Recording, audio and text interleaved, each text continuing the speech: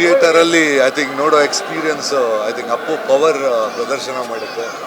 ಒಂದು ಖುಷಿ 24 ವರ್ಷ 23 ಜಾಸ್ತಿ ಆಯಿತು. ಮತ್ತೆ ಇದೇ ಥಿಯೇಟ್ರಲ್ಲಿ ಪಕ್ಕ ಥಿಯೇಟ್ರಲ್ಲಿ ನೋಡಿದೆ. ಆಗ ಎಲ್ಲರೂ ಅಪ್ಪು ಅವ್ರ ಜೊತೆನೂ ನೋಡಿದ್ದು ಚಿತ್ರ. ಸೊ ಅದು ನೆನಪು ಮತ್ತೆ ಬಂತು. ಥಿಯೇಟ್ರಲ್ಲಿ ಇನ್ನೊಂದು ಫುಲ್ ಹಾಡು, ಪ್ರತಿಯೊಂದು ಲೈನ್ ಜನ ಹಾಡ್ತಾ ಇದ್ದಾರೆ ಅನ್ನೊಂಥರ ತುಂಬ ಖುಷಿ ಆಯಿತು. ಆಮೇಲೆ ಅಪ್ಪು ಅವ್ರನ್ನ ಪ್ರೀತಿ ಮಾಡೋ ಜನ ಲವ್ ಎದ್ದು ಕಾಣುತ್ತೆ. ನನ್ನ ಲೆಕ್ಕದಲ್ಲಿ ಒರಿಜಿನಲ್ ರಿಲೀಸಿಗಿಂತ ಈ ರಿಲೀಸು ಇನ್ನು ಒಂದು 2-3 ಪಟ್ಟು ಜಾಸ್ತಿ ಅಂತ ಅನಿಸುತ್ತೆ. ಐ ಥಿಂಕ್ ರಿಯಲಿ ಒಂದು ಥಿಯೇಟ್ರಲ್ಲಿ ನೋಡೋದು ಒಂದು ಅನುಭವ ಇದು. ಐ ಥಿಂಕ್ ಅಪ್ಪು ಅವ್ರನ್ನ ತುಂಬ ಮಿಸ್ ಮಾಡ್ತಾರೆ. ಸರ್, ಕಾಡುವಂಥ ನಗು ಅಂತದ್ದು ಅಪ್ಪು ಅವ್ರದ್ದು ಇವಾಗ ನಗು ನೋಡಿದ್ರೆ ನಮ್ಗೆ ಒಂಥರ ಮನಸ್ಸಿಗೆ ಕಾಡ್ತಾ ಇರುತ್ತೆ. ಇದು ಸತ್ಯನ ಇದಾಗಿದೆಯಾ ಅಂತ ನಿಮ್ಗೆ ಹೇಗೆ ಅನಿಸುತ್ತೆ ಸಿನಿಮಾದಲ್ಲಿ ಥಿಯೇಟರ್ ನೋಡ್ತಾ? ಅಪ್ಪು ಅವ್ರು ಇನ್ನೂ ಇದ್ದಾರೆ, ನಮ್ಮ ಜೊತೆ ಇದ್ದಾರೆ. ಈಗ ನೋಡಿ ಅವ್ರ ನಮ್ಮ ಹತ್ರ ಮಾತಾಡ್ದಂಗಿತ್ತು. ಯಾವತ್ತು ಅಪ್ಪು ಜೀವಂತವಾಗಿರ್ತಾರೆ. ಯಾಕೆಂದರೆ ಸಿನಿಮಾ ಒಂದು ಮಾಧ್ಯಮ, ನಮ್ಮ ಜೊತೆ ಜೀವಂತವಾಗಿರ್ತಾರೆ. ಇನ್ನು ಹಳೆ ಅಪ್ಪು ನಮ್ಮ ಮನಸ್ಸಲ್ಲಿ ಯಾವತ್ತೂ ಇರ್ತಾರೆ.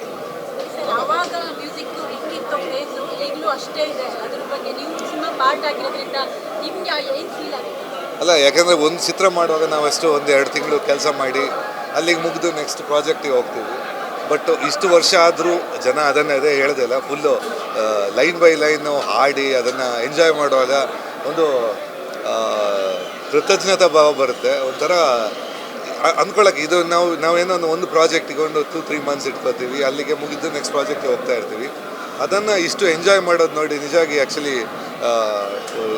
ನನಗೆ ಅವಕಾಶ ಕೊಟ್ಟ ಪೂರ್ಣಿಮಾ ಎಂಟರ್ಪ್ರೈಸಸ್ ಥ್ಯಾಂಕ್ಸ್ ಹೇಳಬೇಕು. ಯಾಕಂದರೆ ಹೀಗೆ ಆಗುತ್ತೆ ನಾನು ನಿಜವಾಗಿ ಅಂದ್ಕೊಂಡೇ ಇಲ್ಲ. ಈ ವರ್ಷವೂ ತುಂಬ ಈ ಥರ ರಿಲೀಸ್ ಬರ್ತಾಯಿತ್ತು. ಹೊಸ ಪಿಕ್ಚರ್ಗಿಂತ ಜಾಸ್ತಿ ಕ್ರೇಜಲ್ಲಿ ಜನ ನೋಡ್ತಾ ಇದ್ದಾರೆ. ಅದು ಒಂಥರ ನಿಜವಾಗಿ ಆ ಕೆಲಸ ಮಾಡಿದ್ದಕ್ಕೆ ಒಂದು ಸಾರ್ಥಕ ಅನಿಸುತ್ತೆ.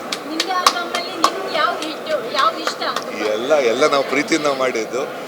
ಒಂದೊಂದಕ್ಕೆ ಒಂದು ನೆನಪಿದೆ ಈ ಚಿತ್ರ. ಯಾಕೆಂದ್ರೆ ಕಂಪೋಸ್ ಮಾಡುವಾಗ ಅಣ್ಣವರಿದ್ದ ಜೊತೆಗೆ ಅವರೇ ಎಲ್ಲ ಸಾಂಗ್ ಓಕೆ ಮಾಡಿದ್ದು, ಅಣ್ಣವರು ಮಾಡಿದ್ದು.